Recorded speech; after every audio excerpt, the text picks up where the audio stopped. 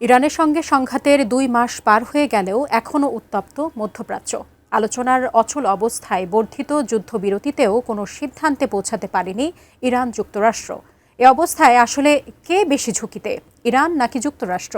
বিস্তারিত জানাচ্ছেন শিহাব ইসলাম।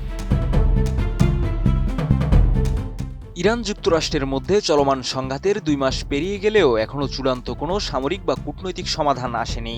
এতে করে এক ধরনের দীর্ঘমেয়াদী অচল অবস্থার আশঙ্কা তৈরি হয়েছে, যা বিশ্ব অর্থনীতি এবং জ্বালানি বাজারে বড় ধরনের প্রভাব ফেলতে পারে।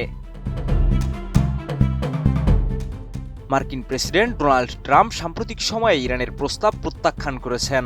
যদিও তেহরান আলোচনার ইঙ্গিত দিয়েছে, কিন্তু দুই পক্ষের অবস্থান এতটাই বিপরীত যে সমাধানের কোনো পথ আপাতত দৃশ্যমান নয়। কোয়ালিটি সম্পন্ন আন্তর্জাতিক মানের still bar CSRM, committed for better still.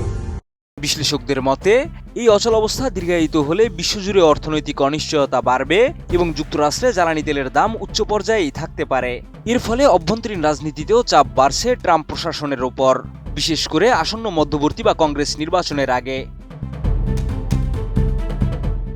যুদ্ধ শুরুর সময় ট্রাম্প প্রশাসন লক্ষ্য নির্ধারণ করেছিল ইরানের পারমাণবিক কর্মসূচি বন্ধ করা এবং আঞ্চলিক প্রভাব কমানো। তবে তার অনেকগুলোই এখনও অর্জিত হয়নি। যদিও যুক্তরাষ্ট্র ও তার মিত্রদের হামলায় ইরানের সামরিক সক্ষমতা ক্ষতিগ্রস্ত হয়েছে, তবুও কৌশলগতভাবে ইরান নিজেদের অবস্থান ধরে রেখেছে। বিশেষ করে হরমুজ প্রণালী বন্ধ করে দিয়ে ইরান বিশ্ব জ্বালানি সরবরাহে বড় ধরনের চাপ সৃষ্টি করেছে। এতে করে আন্তর্জাতিক বাজারে তেলের দাম বেড়ে গেছে এবং বৈশ্বিক অর্থনীতিতে অস্থিরতা তৈরি হয়েছে।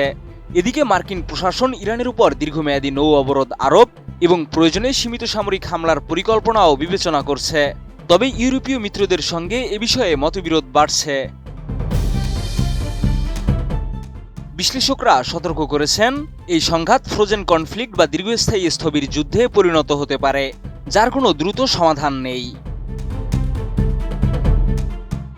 অন্যদিকে যুক্তরাষ্ট্রের অভ্যন্তরে যুদ্ধবিরোধী চাপ বাড়ছে। সাম্প্রতিক জরিপে প্রেসিডেন্ট ট্রাম্পের জনপ্রিয়তা কমে গেছে উল্লেখযোগ্যভাবে। সব মিলিয়ে ইরান যুক্তরাষ্ট্র সংঘাত এখন এমন এক পর্যায়ে পৌঁছেছে যেখানে সামরিক, কূটনৈতিক এবং রাজনৈতিক ৩ ক্ষেত্রেই অনিশ্চয়তা বাড়ছে।